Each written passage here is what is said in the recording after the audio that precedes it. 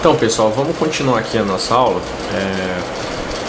A gente está falando sobre comprimento de onda, sobre números de comprimento de onda, né, numa distância. Então, o que eu vou explicar aqui para vocês? A gente pode escrever uma onda como, por exemplo, uma onda transversal senoidal da seguinte maneira, né? Você tem aqui, tá? Então aqui, e ela vai continuando, né? Isso aqui é o tempo, tá? Esse T aqui, o eixo X é o tempo, tá?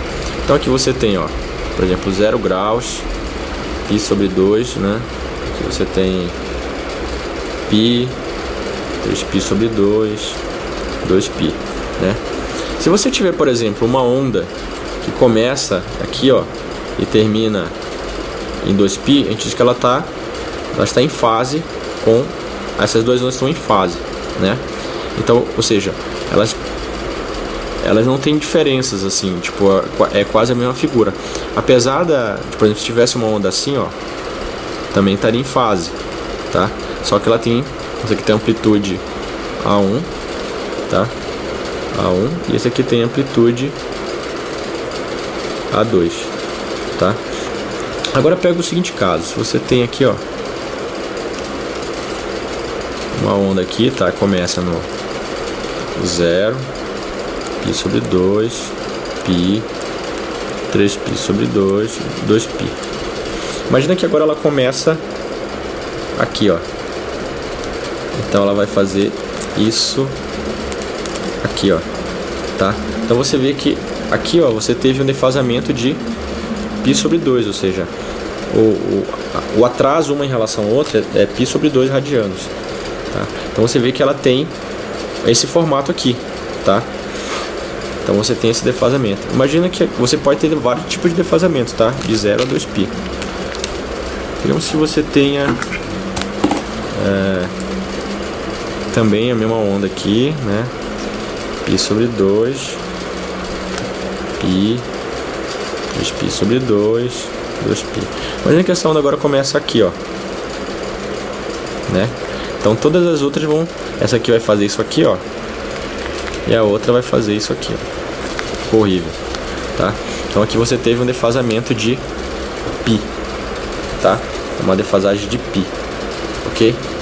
Agora, se você tem um outro caso, que você tem aqui, π sobre 2, π, 3π sobre 2, 2π. Aí digamos que você tem essa onda aqui, pá. Agora, só um segundo, deixa eu arrumar essa caneta aqui e usar o vermelho, né? Você tem que essa onda aqui. Imagina que a onda começa agora no 3π sobre 2, Então você vai ter isso aqui,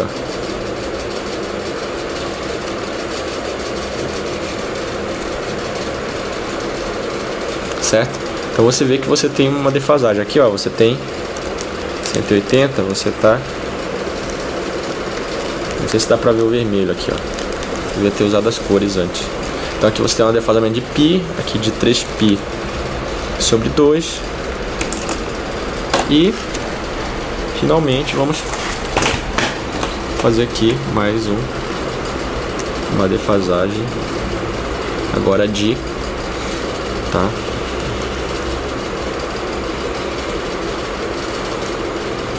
Aqui, 3π, então aqui tá o π, aqui tá o 2π. Imagina agora que você tem aqui, tá vendo que se você começar a onda por aqui, se ela tiver assim, ela tem o mesmo defasamento no fundo, apesar do defasamento dela ser de 2π sobre 2π, ela tem o mesmo defasamento da onda com fase 0. Então, múltiplos de 2π, tá? Se a diferença de fase, a gente chama isso aqui, diferença de fase for 2kπ, múltiplo de 2π, então elas vão estar em fase, tá? Ok? Se for múltiplos de outros valores, estão defasadas, né? Então você tem que saber qual que é a fase delas. O que acontece agora, se você tem uma onda, né? Vamos colocar int de delta phi 0, né? Se você acontece duas ondas, um caso de você tem duas ondas aqui, ó, né, com fase 0. Qual que é a interferência aqui? Uma tem a resultante vai ser a soma de A1 mais A2.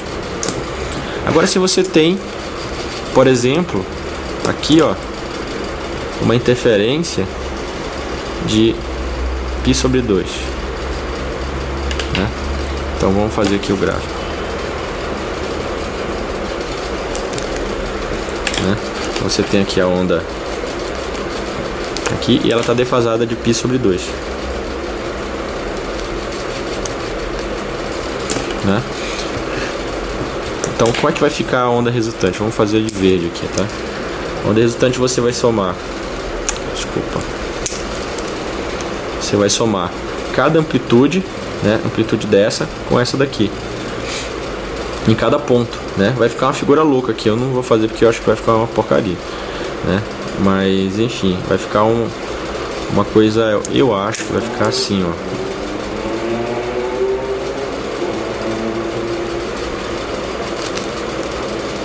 Tem um pico aqui que vai caindo assim. Se vocês puderem fazer essa figura aí, depois você me diz como é que fica, entendeu? Mas é um ponto a ponto, tá? Então você vai zoar essa onda, entendeu? Você vai ter uma diferença aqui. Agora, se você tiver uma interferência, né?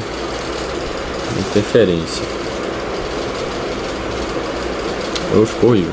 Interferência de defasagem igual a π, né? Então a gente chama, quando tem defasagem de π, elas estão em oposição de fases, tá? Você vai ter uma onda assim, né? E a defasagem de π, ela é assim, ó. Tá vendo que ela tá com oposição? Por isso que a gente chama de oposição de fase, elas estão totalmente opostas. Se aqui tiver A1 e esse aqui tiver A2, então você vai ter que a resultante vai ser A1 menos A2. Nesse caso aqui, se as amplitudes são iguais, né, vai ser 0. Então você matou o sinal. Então, se você quiser cancelar uma onda com outra, você coloca ela de mesma frequência, tá? Mesma frequência, mesma amplitude e fase diferente, tá? Se você tiver, agora tem o seguinte: se você tem duas ondas, tá? Com essa amplitude, né? Então, e tem frequências diferentes, por exemplo, aqui, ó, tá vendo que ela tem frequência diferente? Aí você me pergunta, é válido essa A1 menos A2, A1 mais A2? É válido, tá? Não importa, vai dar uma figura louca aqui, entendeu? Eu não sei fazer isso aqui, talvez um software específico consiga fazer. Então, mas elas interferem sim, só que não fica tão perfeitinho aqui, tá? Eu não sei se vocês entenderam, mas é mais ou menos isso aí. A ideia não muda muito, tá? Da interferência de ondas, ou seja, é uma soma de duas funções, na verdade, tá? Só que a gente está vendo isso fisicamente. Eu vou ficar por aqui nesse vídeo. Na próxima eu vou falar da equação geral da onda, e aí a gente vai ver um jeito de calcular essas coisas todas, tá bom? Um abraço.